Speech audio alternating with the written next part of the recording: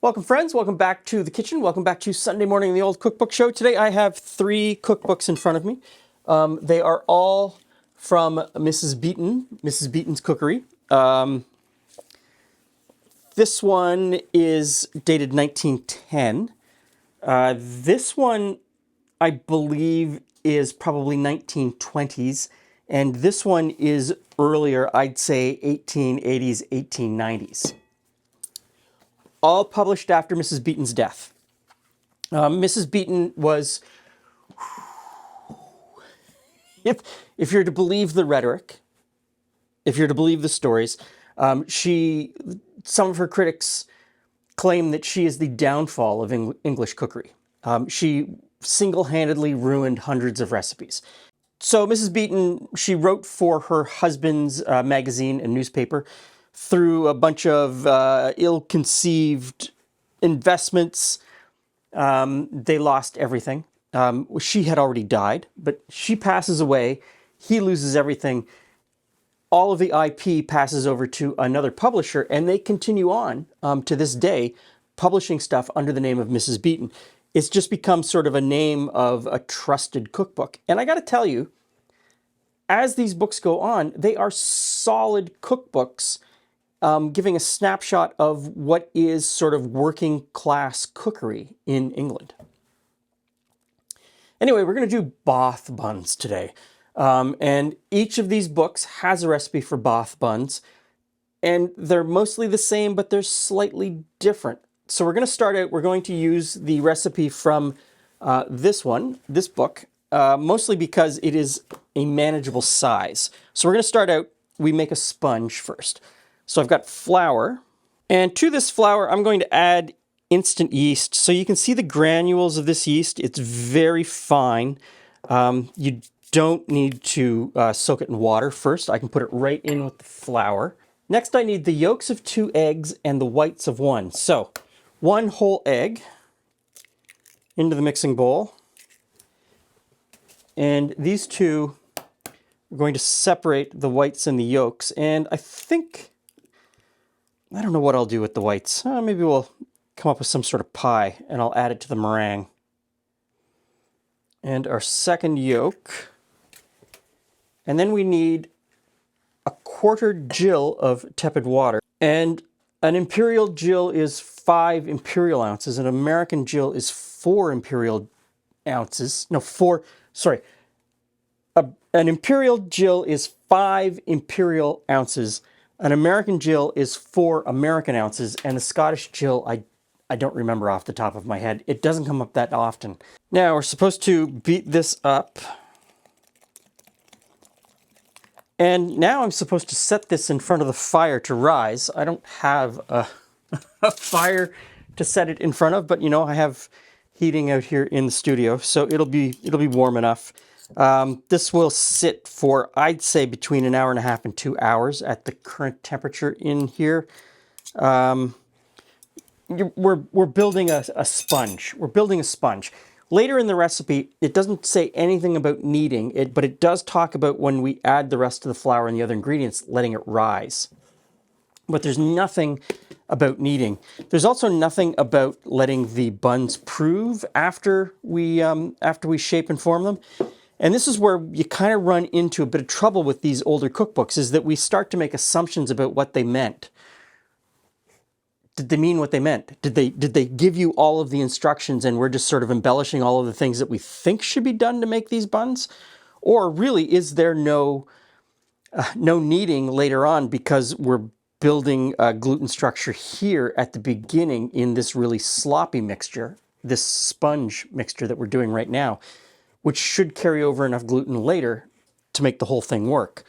And that debate could go on endlessly, because so many people today say, well, everybody back then knew how to cook. They didn't need the instructions. Yet, books like these are filled with instructions on how to make toast, how to make a cup of tea, how to make a cup of coffee. You know, and I just don't know what to do sometimes. So we're going to play with the recipe a little bit. I'm going to sort of feel it out and see what happens. In the meantime, I'm just going to leave this on the back counter. See you in a couple hours. Okay, we've got a really good sponge going on there. I'll show it to you in a moment. We'll talk about that in a moment. We'll move on to the next step. And the next step is I'm supposed to rub this butter into this flour. This is an enriched dough. Eggs, butter, enriched dough. The sponge, as well as building gluten structure, also really gives the yeast a head start to start breaking down the flour into the sugars that it needs and to grow, because butter severely inhibits yeast growth, slows it down. So this is giving the yeast a head start before we add the butter in. I'm supposed to rub the butter into the flour. So you do that with your hands, between your hands. You do it between your hands, you run the risk of melting the butter.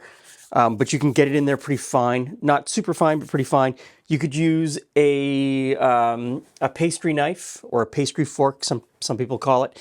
And you sort of, work the butter in. And you want it to get into, fairly small globules of butter coated in flour or flour coated in butter, depending on which way you want to look at it. To me, this is the ultimate flour butter rubbing mechanism. So I'm going to put the flour in and the butter, and that is a lot of butter for the amount of other ingredients that we've got going on here. So in with the butter.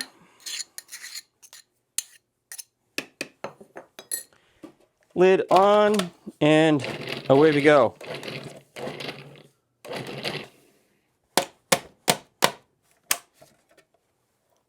And there we go. So it's super fine. It's almost like wet sand. Look at that. Okay. And here is our sponge. So you can see it there. Lots of big air bubbles. The recipe says when it has risen sufficiently, it's not really going to rise. There's not enough structure here. There's not enough flour in the liquid to give a structure that's going to rise. What you notice is that it just becomes really bubbly. And we have achieved that. So the rest of this recipe is a little bit ambiguous. There are differences between the three recipes in the three books in the three time periods. The book that we're working with has a recipe the same size as this earliest book in 1910. This book has a recipe that is twice the size. But the recipe between these two books, the one that we're working with today and this bigger text, the recipe is essentially the same ingredients, the same method, just differs in the amounts. This book from 1910 provides an earlier snapshot into this recipe. And certainly when you look at this recipe today, if you go and look at a contemporaneous recipe from, say, Mary Berry, she gives a different method and a different list of ingredients than you find here.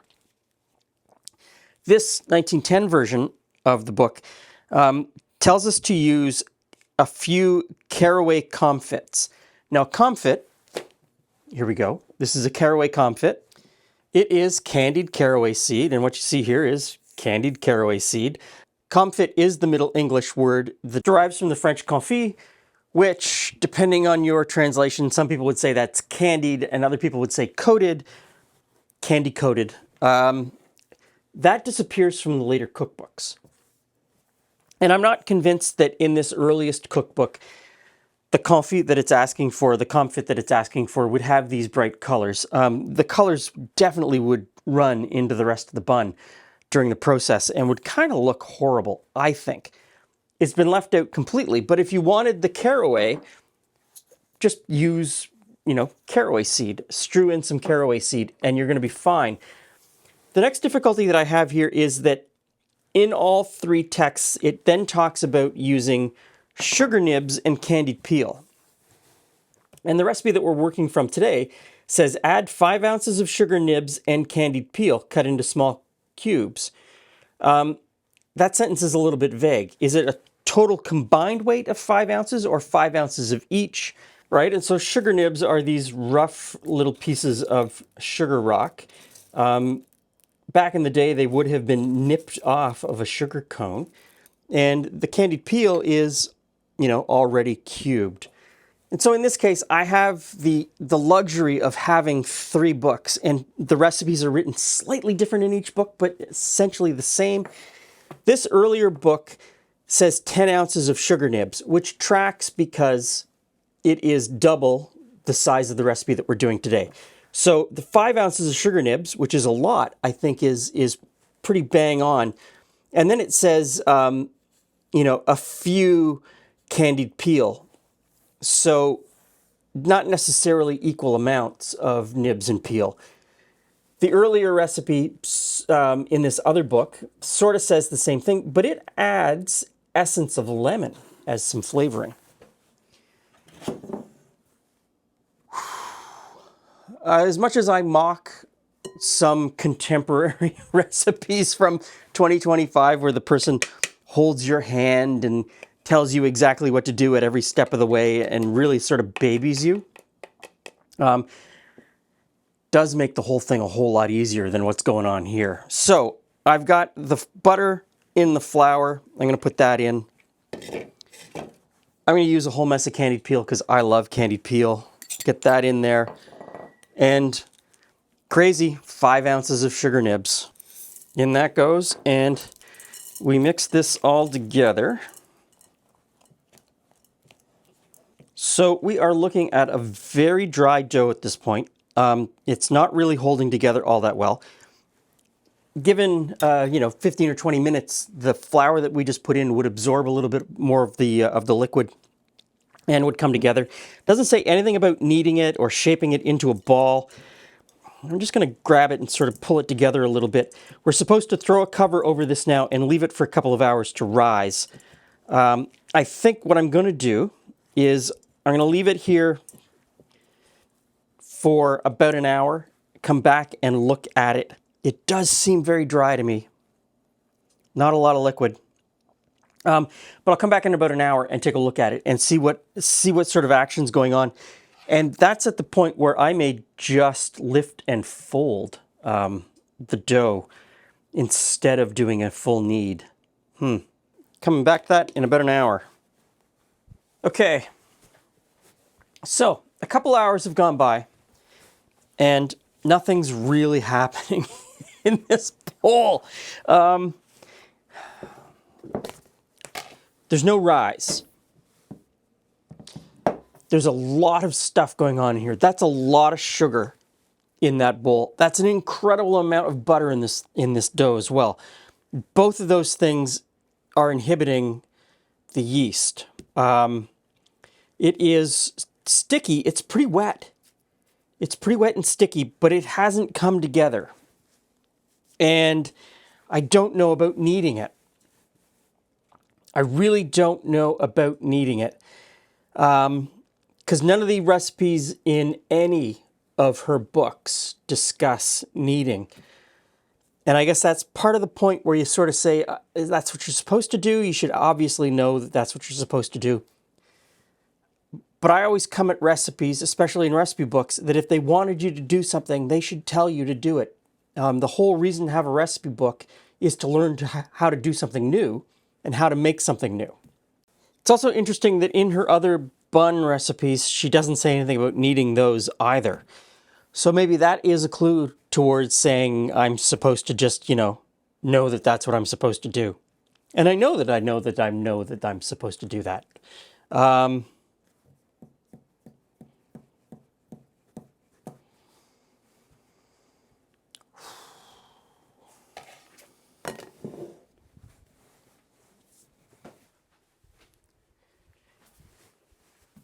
Okay, everyone, welcome to day 3. I've spared you the indignity of day 2, and I have arrived with more books. So, the end of day 1, I called a mono-e. Went inside and looked at the footage to see where I had screwed up. I was pretty sure I screwed up, and I did. And I will own that. I used one too many eggs and I screwed up the flour. I used one too many egg yolks. And the one too many egg yolk was not a big deal at all. This dough could handle it. It is a rich dough. But I wasn't getting any gluten development. And I knew that I wasn't really going to get any gluten development. So we'll rewind. The recipe tells us to rub the flour and the butter together. And what you're doing when you do that is you're coating the flour particles in the fat, the shortening. Butter is a shortening. You're coating, and we'll remember that word, shortening. So as you cover the flour in the shortening, that is a method that you use when you're making short crust or certain types of biscuits where you want a flaky texture and you don't want gluten to form. So that's why it's called short, because for a long time we didn't know what was actually happening, and it was just called shortening because you made the pastry short. We later learned that what you're actually doing is you're inhibiting long chains of gluten from forming. You're shortening the gluten chains, which gives you that texture. 823 grams. I'm going to make 8 buns, so I need about 100 grams. So what you're doing is you're shortening the gluten. There's 100 grams. You're shortening the gluten. And so you're not going to get a great rise because you're not going to get any gluten development. So I wasn't getting any sort of rise. And when I look at contemporary versions of this recipe, what people are doing is holding the butter until later. They're kneading the dough to create those long strands of gluten, and then adding the butter later after the gluten has developed. So you're adding the richness without stopping the gluten development. And so I sent out some emails to food historians that I know, actual food historians, people that do food history for a living, and said, I went back into some books that I have here from the 1700s. There's no Bath buns, but there are rich buns, and the rich bun recipes are exactly the same as the Bath bun recipes. What's going on? And so what they said to me was, yeah, the whole Bath Bun origin story is just that. It's a story. It's mythology. None of that really happened. Someone just took a rich bun recipe that already existed previously, renamed it the Bath Bun, and uses it to create this marketing mythology. Did I get 8? 2, 4, 6. I got 8. So to create this marketing mythology, and everybody loves a myth. And so what happened is the mythology takes over and becomes truth, even though it's not truth. And really, what happens is post-World War II, what people think of as a Bath bun changes. And so the butter is treated differently. This is the true Bath bun. I got to tell you, it's a mess, though. It really is a mess. It turned my head into something that I was trying to figure it out. What's going on? Why is this not working? And really what we're going to get is something that is dense, I think, and heavy, and not at all what a contemporary Bath bun is. Now I'm just going to put an egg wash over the top, and shaping these was a bit of a bear. They don't shape very well because, there's no gluten. We didn't develop gluten. We didn't need these to develop gluten. They're more like a little cake than a bun. And that's interesting. That's part of the way that language changes. Our perception of what something means today isn't necessarily what it meant in the past. So now I know why the author, I keep saying she, but she was no longer part of the empire that was making these books. I know why the books don't ask for kneading. I know why the books at this point don't ask for any real rise. So I've got more rock sugar. I'm supposed to put rock sugar on top. Part of my confusion yesterday was, how did a recipe that seems so wrong to me end up in multiple books in this series over multiple decades without someone saying, that's not right? now I know it was my perception of what was supposed to be right and what wasn't. So I put this on top. At this point, I'm supposed to put them straight in the oven. I'm not supposed to let them rise or proof because they're not really going to rise or proof much at all. These really are more of little cakes than what we would think of today as a bun. We would equate bun with a bread bun. If I said, hey, do you want a bun? You would think of a light, fluffy dinner roll that you're going to slather with butter and drag through your gravy. I'm really confused about this one. This one is not going to edit together very well. Bake in a quick oven. I've got the oven at 425. I think that's quick enough. Doesn't say how long. I'll keep an eye on it, see what happens.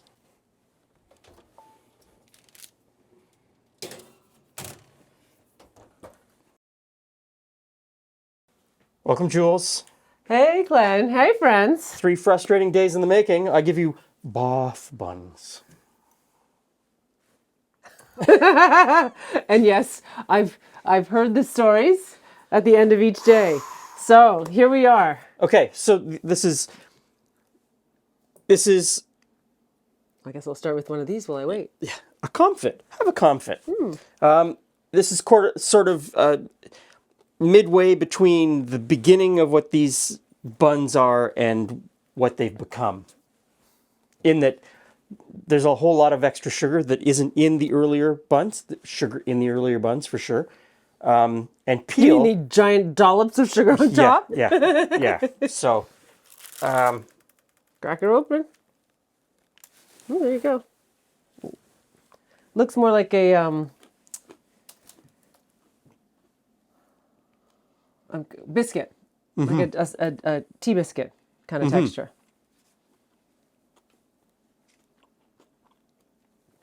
Very rich, lots of flavor.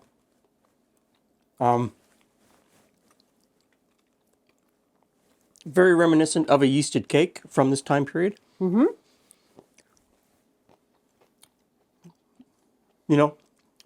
Hot with a smear of butter. Yeah, it's pretty good. That's pretty good. I mean, not a bun. So my biggest problem was I kept looking at contemporary Bath Bun recipes from like Mary Berry and Paul Hollywood and, all of the people that you would go to as an expert. And I was not getting the result. It's only when I, started talking to people and them saying, no, that's not a Bath Bun. In the context of what we're doing here today. I might skip the sugar on top. Yeah. But otherwise, I like the fruity flavor to it. Well, and the sugar bits that are inside have completely dissolved into the dough. Did you just mix these in? Okay. Is there sugar above and beyond this? No. Okay. Oh yeah, you don't see those at all. Just maybe a hint, like maybe that might have been. Just whatever sweetness the peel is bringing. But the big chunks of sugar completely dissolved. And that acted to retard the yeast growth as well, because too much sugar or high enough concentration of sugar kills yeast. So that acting with the butter, which inhibits gluten but also kills yeast. It was all of these things that were just driving me nuts because I couldn't wrap my head around what this recipe was trying to be based on my frame of reference. I guess I'm asking the question of why it even has yeast in it. If a basic butter biscuit has a similar texture. It does give it a little bit of loft, and it does change the texture a little bit. Slightly. So making that, we made a sponge at the beginning before we added all the rest of the stuff. So that sponge at the beginning gave a bit of texture, also flavor. Okay, yes, you're right. Yeast does that. Yeast does add a flavor to it. You wouldn't get the richness of the flavor without the fermentation from the yeast. Anyway, all that to say, these are pretty good. You just have to change your expectation. You can't look at it as a bun, so there's a competing bun that's associated with Bath called the Sally Lunn. Competing in this time and place or in the modern context? Well, that's a whole other kettle of fish. I didn't know I was going to get that The look. Sally Lunn apparently is the oldie bunny type thing from the same time period, but the recipe was lost and mysteriously found in the 1930s. And the whole framework around mythology Was it found by Sally Lunn? No, it was found by someone who owned their inn in a sealed room, and it was a lost recipe from. And it's all just. I've been told it's all just. It's a great story. It's a great story. Great story. It's a Like great if you story, want but- a great story, reinvent something that already exists with the right story. with the right That's, you know, And then make your millions. Yeah. It's a totally different type of bun. It is that light, fluffy bun. Anyway, I hope I haven't wasted all of your Sunday. Thanks for stopping by. See you again soon.